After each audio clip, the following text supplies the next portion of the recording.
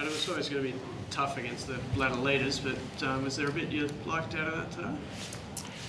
Oh, there was a lot that we liked, really. Understanding the opponent and where they sit and the talent they've got, and we understood the game that we were going to be in. There was just a patch.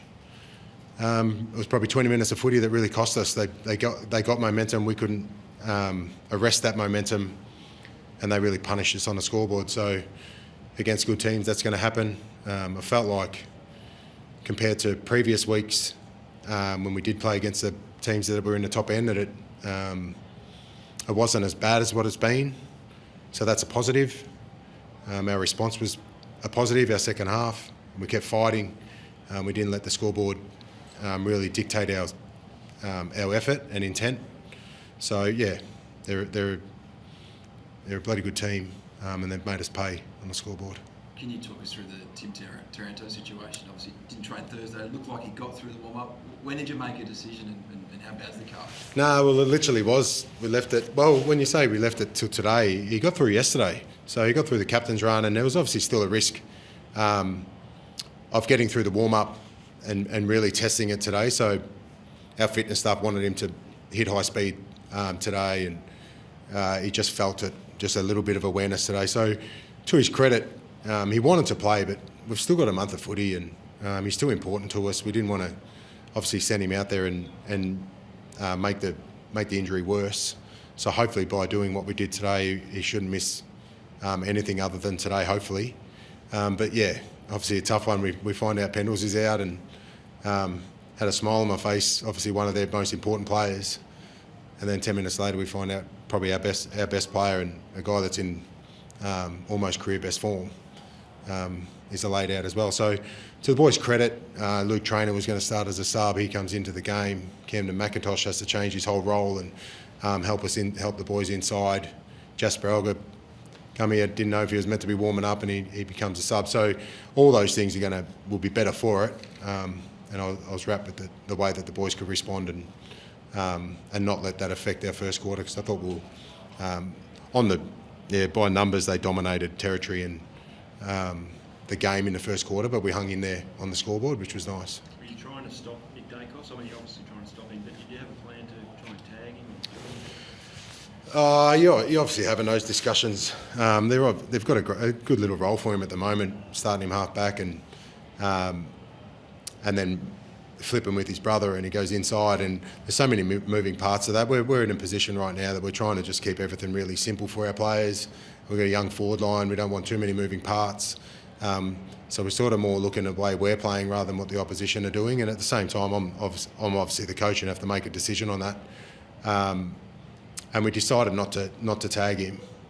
There's obviously, you've got a responsibility as a midfielder when you're leaning on someone, but he's just such a talented kid, and I think the 3 goals probably did hurt us in the end. But I think the last few weeks he's had 40, and it hasn't guaranteed wins for him. So like I said, my eye was more to what we were doing. The last quarter, I didn't think he had a huge influence, and we kept playing our way. You said on Thursday you weren't sure how you're going to use Noel Bolter. Clearly used him in attack and 9 marks on return. Is that what you'll look at going forward for the next month?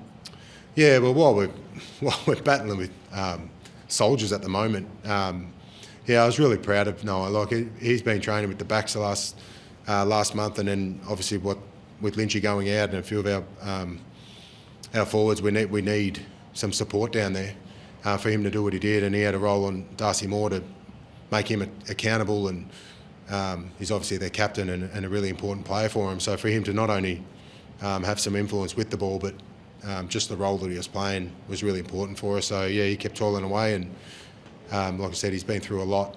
So the boys were really happy with his performance, and so are we. How important was Nick Boston on the back of Noah Bolter going forward, and what role does he have to play for a young side, I guess, in the last month of the season as a more seasoned player?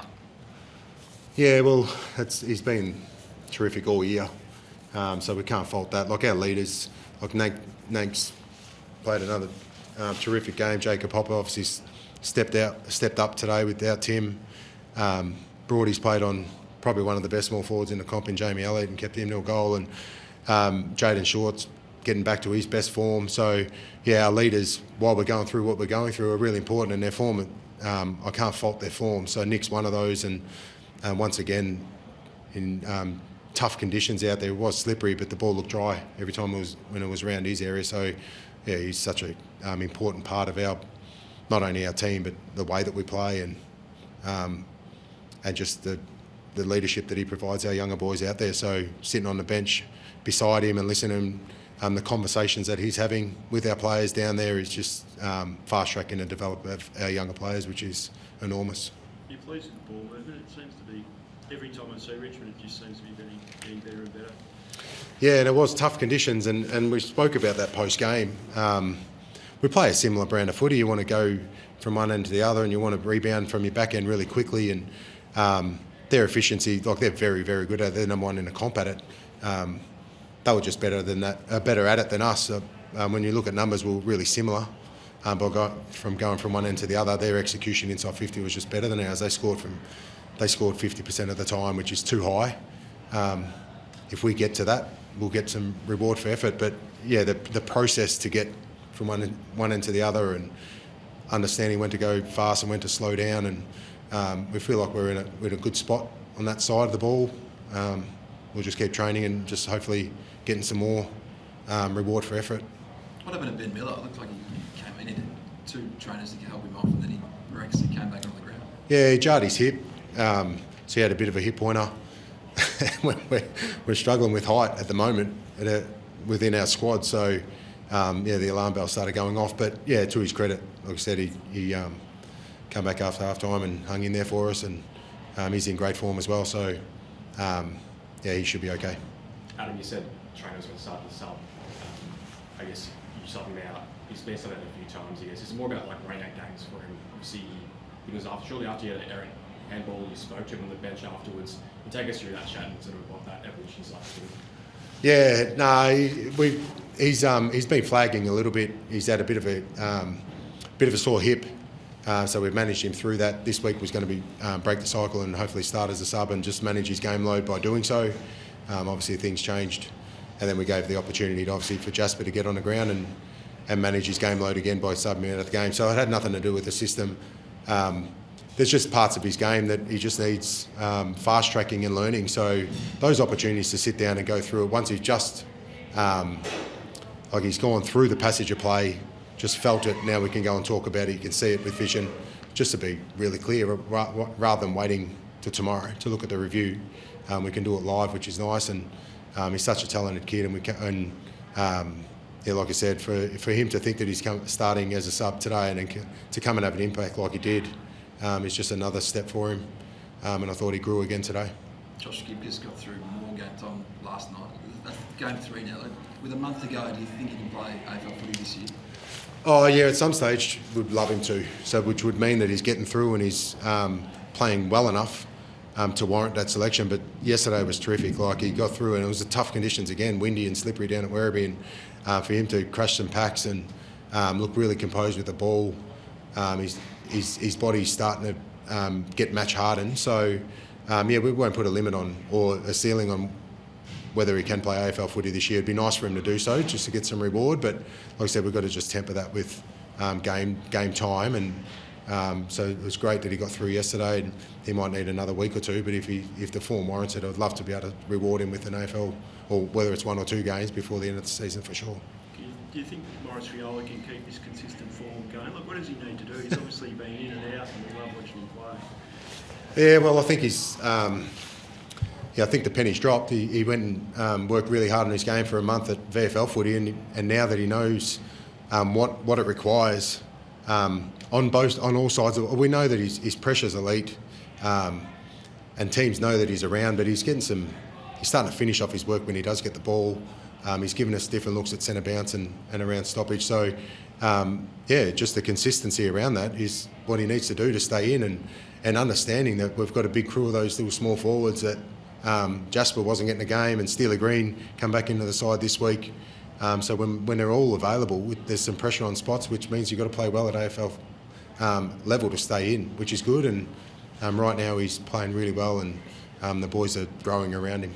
How do you see Tyler Young's growth just as an interceptor? I guess from last year, it seems like he's taken some significant strides, and I guess how tough does that make a call then with where to play Noah, especially once Tomlich is back? Yeah, well, that's a good thing. That's a good problem to have when they're all available. Selection, integrity, and pressure is what the good teams have got. Bobby Hill played VFL last night. De Goey's playing VFL last night, and the good teams have got a lot of good players playing at the level below, and that's what we're trying to get to, and that's what we're striving for. So, Youngie's form has been terrific. He can play tall and small. He's worked on his body, and his rehab program's been elite. So right now he's got his position, and he doesn't look like he wants to give it up. So, like I said, Noah's given us exactly what we want in the front end, and we'll be horses for courses with our height. But right now our back six look nice and stable, which is nice. How many more boxes do you need to see Josh Smiley tick, I guess, before you can start getting some match time? I think he's been 1 to 2 weeks of conditioning for the last few. How close is he? Yeah, well, we spoke about it during the week. We've got a clear plan. He's got through this week. He's got some volume this week. He'll get through hopefully another full week of training, and we might see him at VFL level next weekend, which is nice. So, it'd be nice for him to get up to the Gold Coast. We're travelling up to play against one of the best teams, but we're going up as a club. The VFL program's going up. So as a footy club, he might get to travel with the team, get some match minutes next weekend, which will be exciting for our footy club. But like I said, I've got to touch wood because he's still got a week of training to get through, and we'd love to see him up there. You talked before about Morris Frioli. Does that defensive pressure rub off on the other small forwards? Do you feel like I get excited. Yeah, 4 or 5 of your first scores, all your scores in the first quarter rather, from free kicks for holding the ball or similar? Yeah, no doubt. And the players do. And not only, like I said, his teammates get excited, but the opposition understand and they start to sense that he's around. So you can't not get influenced by that. So Ryan Mansell starts chasing people down, and Seth Campbell has been a lead at that all year, and Steeler Green today got rewarded with some high pressure moments. So that's what we expect from our small forwards, and they've got a good little crew there, and I think that, like I said, Morris is leading the way in that area, but the boys are following him for sure.